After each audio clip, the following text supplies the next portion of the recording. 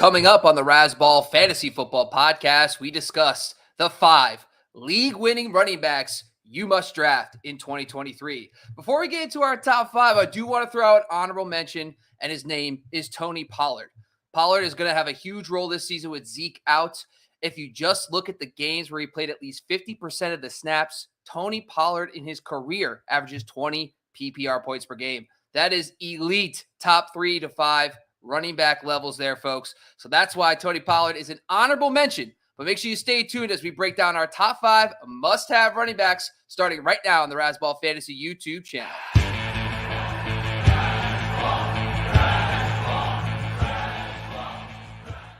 And if I'm talking league winners, a league winner of mine is Ben Wasley. You go follow him at Ben. You can actually follow him at Fantasy First Down, no O on Twitter. What's going on, Ben? What is happening? My phone just died yesterday. As you can see, it's just a big white light of nothingness at the moment. So I like it. That has been my morning. It's kind of like Tony Pollard in that I ran it into the ground and now it doesn't work anymore. And that's what the Cowboys are going to do this year to Tony Pollard. He's going to be useless when he's given a heavy workload. He's great with Zeke. Now he's without Zeke. He's going to be useless. No, he's not that bad. He's still an RB1, but yeah. Looking forward to talking about our actual top 5. But Pollard, I like Pollard. He's fine. He's solid. Where do you have him ranked? So I recently went into my top 150, and I'm going to send an update out for everybody. And I actually moved him all the way up to the 1-2 turn. I've kind of gotten to a point where the ankle fracture that he had, it just sounds like there really isn't much of an impact on him. The other aspect of this too, I'm thinking like, this is why we play fantasy football. Like when a solid back on a per touch basis gets the workload, 2 + 2 = 4 for fantasy sometimes. And so Zeke's vacating so many primary carries inside the 5. And I think they have Tony Pollard in his career. He's been okay on the goal line, about 5 conversions on 12 carries inside the 5. And that's about just above league average. So I'm not concerned. I think if he gets those touches, I think he's going to deliver. And they just talked about it today, too, about how he's decisive on the goal line, and they like that about him. So I think there's just more touchdown upside for this guy, and he's proven it. When he gets 50% of the snaps, he averages 20 PPR points per game. That is absurd numbers. So I actually moved him way up ahead of guys like Nick Chubb, and I have him just behind Bijan Robinson right now. That is hot. I like it. I previously had him as my running back 9, but I'm doing a running back update this coming week for my next article coming out. And we'll see where he ends up. He's definitely going to go up a little bit, but very concerned about his ability to do the grinding between the 20s kind of work. It's not necessarily his strong suit. So we'll see if he handles that and whether that's going to wear down his ability to be explosive in the big play opportunities he's always thrived in. Yeah, I agree. I honestly do feel that there's going to be – I just have a feeling after the first couple weeks of training camp, once the pads are on, you get more feeling for the backups. I have a feeling Dallas is going to either, hey, Zeke, how you doing, buddy? Just checking in. Want to see how you doing. Or, hey, you know what, Zeke, you don't like us? Fine. Hey, Leonard Fournette, how you doing? Like, I think keeping him fresh is a good thing, but it's just like he's going to be the 1A now. That's the difference. Like, he's going to be the guy who gets the primary work, which I'm looking forward to. And that's why I posted. Let's get into our top 5 league-winning running backs that you must draft in 2023. It starts at the top, a man who I hold dear to my heart and I have as a top 10 player this season. And you actually are not telling me he's a must-have player, a league winner. It's Derrick Henry. Current ADP is 19th overall, RB7. So tell us why Derrick Henry's a league winner in 2023. The king is back. And let's face it, he was never really gone. He was injured, but he was never really gone. He's just really good at football. He's a fantastic running back.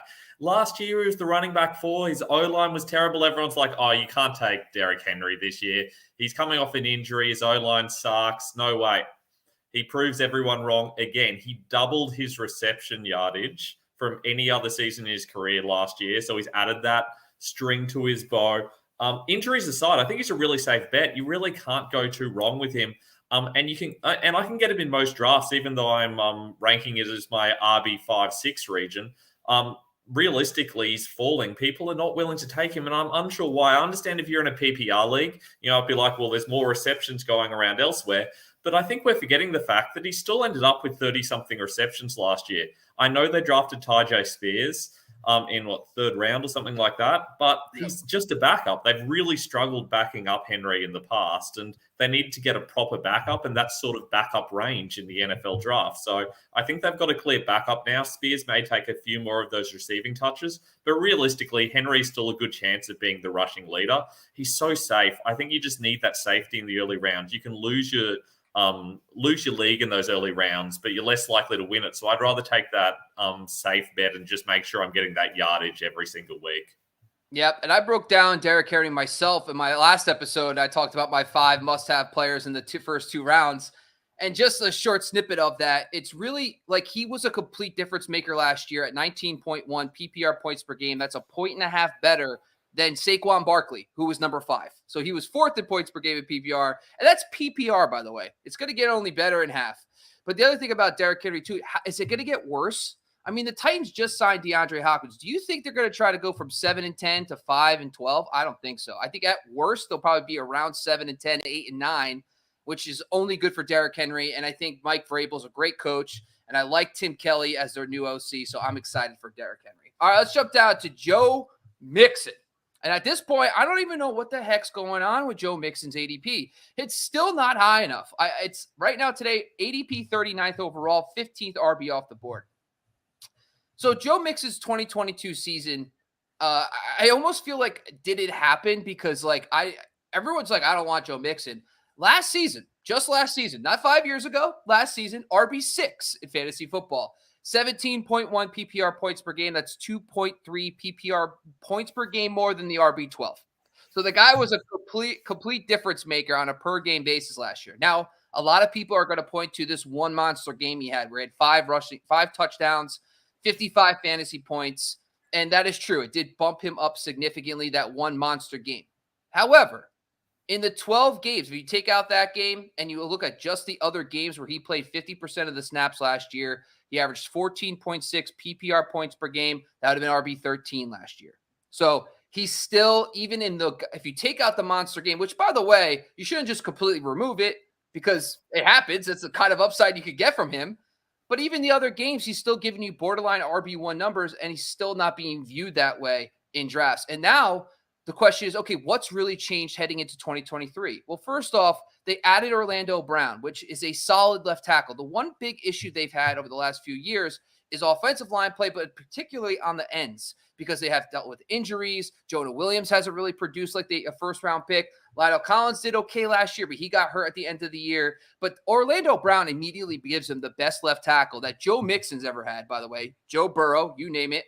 And then on top of that, the 3 guys in the middle, this is key. They're returning all 3 of the guys who they brought in last year are returning this season. So there's continuity in the middle of the line. They have a stalwart at the left side. And now also Samaje Perine is gone. And Perine last season, when you look at the games where Perine was more involved versus when he wasn't. So there were 7 games last year where Perine played 33 or less % of the snaps. And honestly, I think that's a realistic target for guys like Williams and Chris Evans and Chase Brown. Those guys probably won't earn much more snap share like Samaje Perine did. In the 7 games without Perine, in the games with 7 games with Perine played 33% of the snaps or less, he averaged 15.7 PPR points per game. That's clear RB1 numbers. So the role's better, the offensive line's a little better, and I love it for him this year. So what's your thoughts about Mixon? Are you buying him this season, or are you kind of fading him like ADP? I 100% agree. I don't understand why everyone's been so low. I know there was a conversation for a while that maybe he might be out or maybe they might draft someone else. Neither of those things happened. And the fact that those things didn't happen tells us everything we need to know. It tells us that the Bengals are doubling down on Joe Mixon. Perine was a pretty solid backup. He's a good player, a good backup player, that is. They haven't brought anyone in, and none of their other backups are that great. I know that there's a lot of buzz in the fantasy community. There has been for years around guys like Chris Evans. He's a backup. He's the best at passing down back. He is absolutely no threat to Mixon. I know that Chase Brown is a new name, and that seems exciting. But realistically, he's a 5th-round guy, and rightly so. He's just a backup. They're basically fighting to be the running back 2 behind Mixon. And it's not like a 1A and 1B situation. It's a Mixon and then everyone else way below them. That's basically what we're expecting here. So Mixon is a running back one. He should be a running back one. He's a running back one most seasons.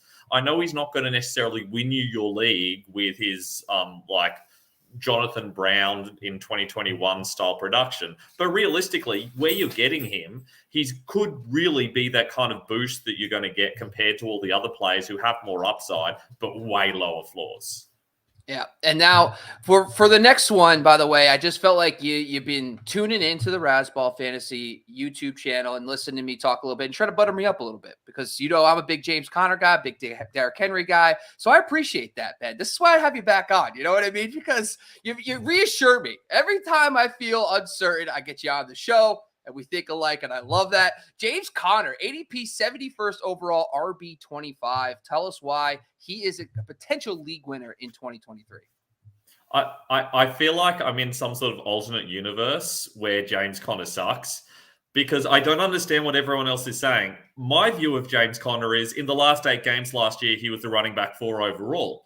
And everyone else is talking about how he's going to be useless this year. What's changed?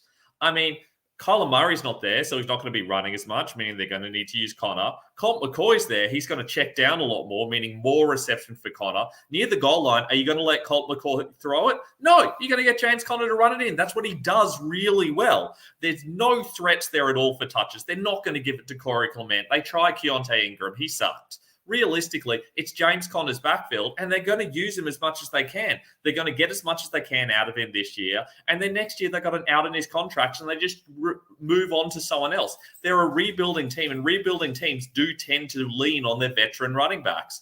Realistically, they're going to have to score a lot of points because their defense is really poor.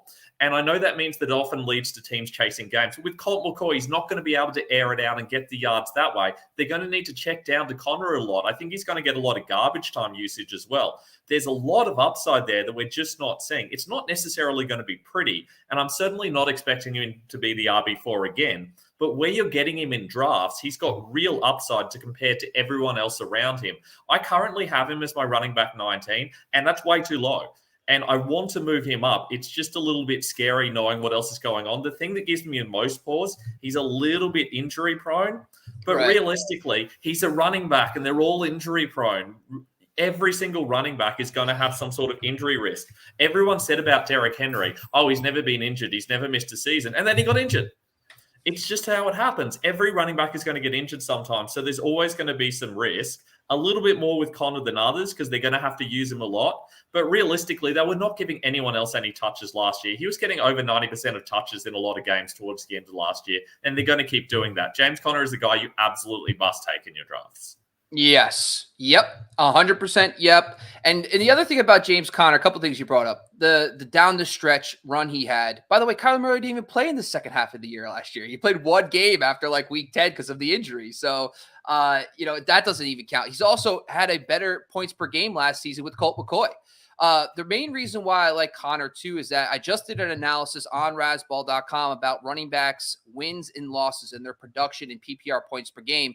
Conner was one of the 20 of the top 20. Let me stop there.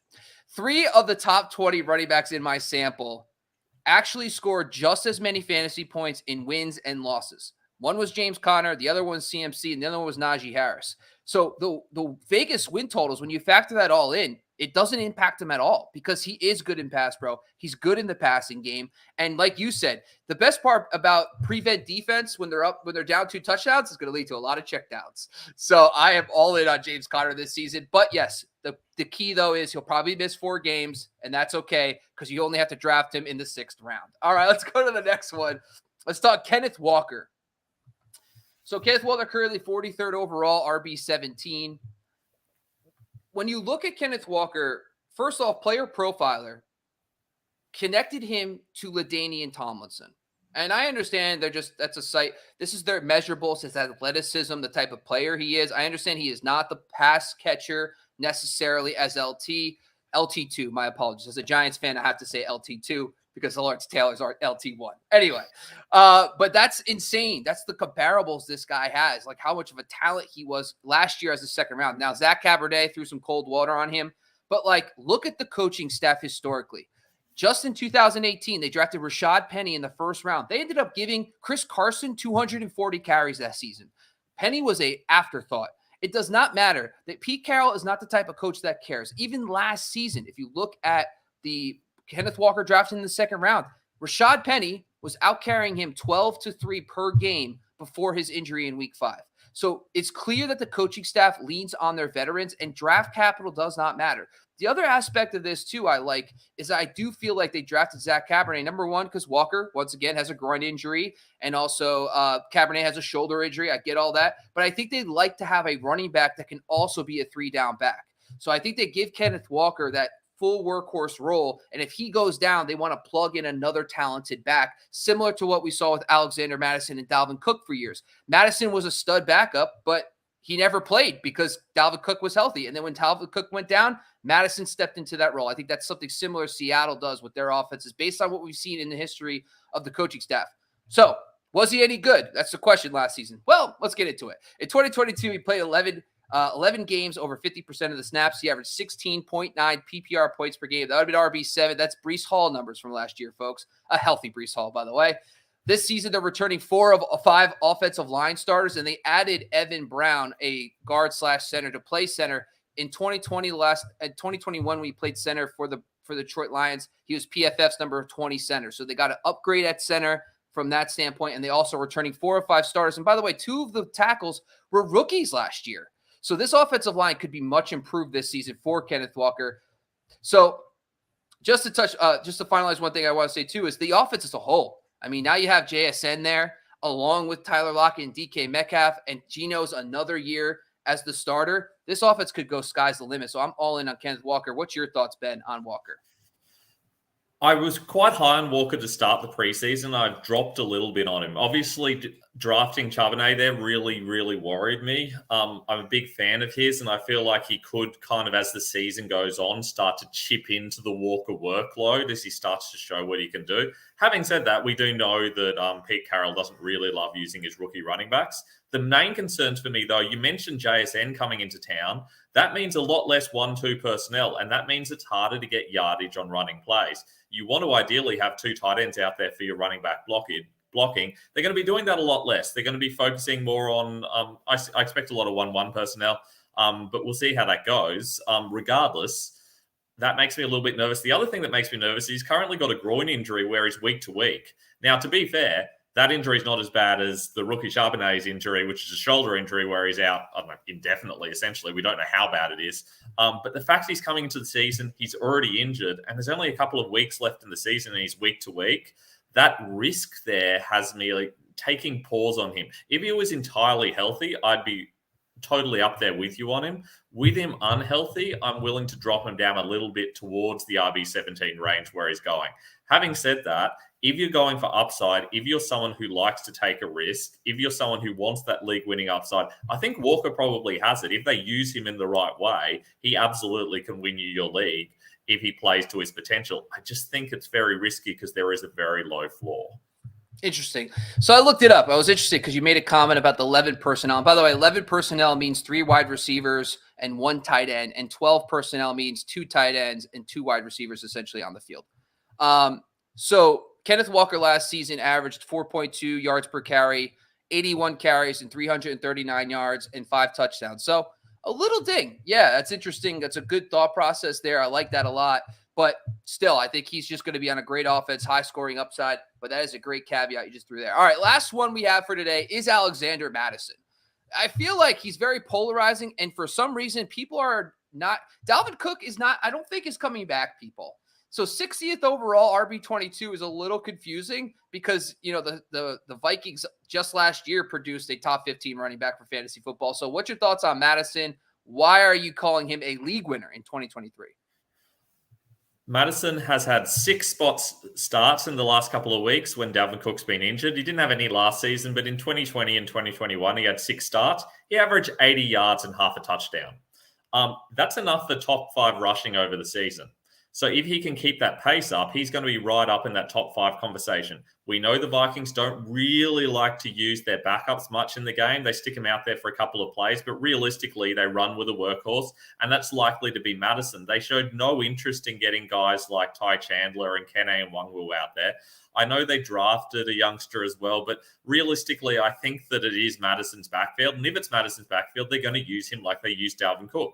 Alexander Mattison is a really good running back. He was ranked by PFF in the top 25% of running backs in rushing last year. That's only starting running backs or backup running backs. We're not talking about scrubs. So realistically, he is a good running back. He's not fantastic, but he's good, and he's going to get the usage. In fantasy football, for running backs, you need 2 things. You need usage, and you need a relatively good offense. And we're talking about a team that made the playoffs last year, so their offense is going to be solid. So he's got the usage. The offense is good, and he's reasonably good running back. He's not up in that Jonathan Taylor, Nick Chubb kind of conversation, but he is going to be good enough to get up towards the RB1 rankings. In my opinion, these days, he's probably better than Dalvin Cook as a pure running back. He's a bit younger. He's a bit more explosive. And we saw what Dalvin Cook could do last year, finishing in that one running back one conversation. There's no reason to believe that Mattison can't do exactly the same thing. I can't say I love him, but he is a really good guy. If you miss out on those early round guys, or alternatively, you just need a good running back too, I think he's the kind of guy that should be moving up into that sort of running back 17, 18 conversation behind the other workhorse backs. He's probably the last of the workhorse running backs, but the last workhorse running back is still a lot better than the guys you're getting next, where they really are bit part players sharing a backfield. I'd much rather him over someone like, I don't know, David Montgomery, who you're going to have to take a round or 2 later on. There's such a big drop-off there. I think Madison's the kind of guy you can reach for slightly, knowing that there's nothing much after him. I have him as an early 4th-round pick, really because he's a kind of guy where if you start receiver early, maybe receiver, he is like a great RB1 or 2 as a backup when you have elite wide receivers on your roster.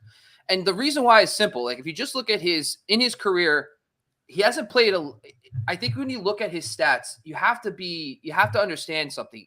His yards per carry isn't special, 4.1. The last 2 seasons, sub 4. I get all that. But when you look, you have to understand this guy gets like 3 carries, 2 carries, 3 carries. And in a lot of those scenarios, it's end of game. Like Dalvin Cook, get off the field, Mattison, go finish this game. And so it's really difficult in those situations to judge a player. So I actually isolated the games where he actually got over 10 carries in a game. So that gives us a more realistic when he has a good workload. How does he look? Well, his yards per carry jumps to 4.3, which is solid. That's perfectly fine. It's probably average, but it's not terrible at all. He averages 14.4 PPR points per game in those games. So that's solid. In 2022, that would have been RB15, but scoring was down last year for fantasy running backs. In 2021 and 2020, it would have been RB20. That's a lot of 20s. So essentially, it's that production when he gets double-digit carries would give you top 20 numbers for fantasy football on a per-game basis. So he's going RB22. And I think that another factor in this too is like a lot of running backs have a hot hand thing going. Like once he starts getting the ball and he's a full-time starter, I think that he'll probably be even better than that. And this offense, by the way, is no longer geared towards the running back. So I understand that does give you some hesitation, but in reality, you got to deal with 3 really good receivers in KJ Osborne, TJ Hawkinson, of course, Justin Jefferson and Jordan Addison. There's just going to be scoring opportunities. And plus, the Vikings defense really isn't that good. So I understand that maybe people will think, well, that's going to force them to throw more and yada, yada, it'll be down. But honestly, I just think it's going to lead to more high-scoring opportunities for the offense, and I think that's going to help him in the touchdown department. So I'm in on Mattison as well. I don't think we disagreed on any, so I think that's a little disappointing. What is going on? Most of the time we've got some fire going, and this week it's just a love fest. I don't like it. We're going to have to redo a show. We're going to have to redo a whole other show. So run down really quick for our 5 league winners this season. Of course, it's Derrick Henry, Joe Mixon, James Conner, Kenneth Walker, Alexander Mattison, and honorable mention, Tony Pollard. Let us know in the comments if you disagree with any of these 5 league winners at the running back position. And the best part is you could get any one of these guys at any point. None of these guys are in the top 5. You could get Derrick Henry at the 1-2 turn, Joe Mixon at the 2-3 turn, James Conner, Kenneth Walker, and also Alexander Mattison much later in drafts. So opportunities for every single fantasy player to get one of these guys on their roster. Ben, before we close out the show, tell the people what you got lined up next at Razzball and wherever you write your content. Well, at the moment, I just put out my latest quarterback article. I'm doing a rankings update at the moment. Now the training camp started and we're talking quarterbacks. I've started moving guys around. Lamar Jackson is going down. Anthony Richardson is lower than everyone else. You've got to read it to find out why. Running backs will be coming up soon. Also got a heap going on Instagram. You can check us out there at the Fantasy First Down. We've also got a special personalized ranker thing going on Razzball. And if you follow Razzball and if you go to the Razzball site, that means that you are getting a special 20% off discount. So check it out and we will personalize rankings for your league. That means the rankings will be specially catered to your exact league setting. So check that out. Go to the article. You can even go up to the top right corner and search my names, and you can find all the articles I've written on Razzball. There's a dozen or so there. They're fantastic. You're missing out if you don't check it out. And of course, you can go and check out all the other great stuff on Razzball as well. So hit us up. If you have the time. If you have the time outside of all that stuff. The time. It's fantasy season, baby. What else are we doing? I love it. I love it, folks. Once again, these are our 5 league winners. Make sure you subscribe to the Razzball Fantasy YouTube channel to check out all the content we got going on for this entire month of August. It's a draft season, folks. It's exciting. Follow us on TikTok and IG as well at Razzball Fantasy. And, of course, make sure you jump over to razzball.com to check out all the great writers from all the great articles from our great writers. I don't even know at this point. I'm just too excited because all the great content. Once again, I'm your host, Bobby LaMarco. Go follow me at Bobby LaMarco on Twitter. Once again, thanks to my co-host. Make sure you go follow him at Twitter at Fantasy First Down. No O. We are out of here, folks. Peace.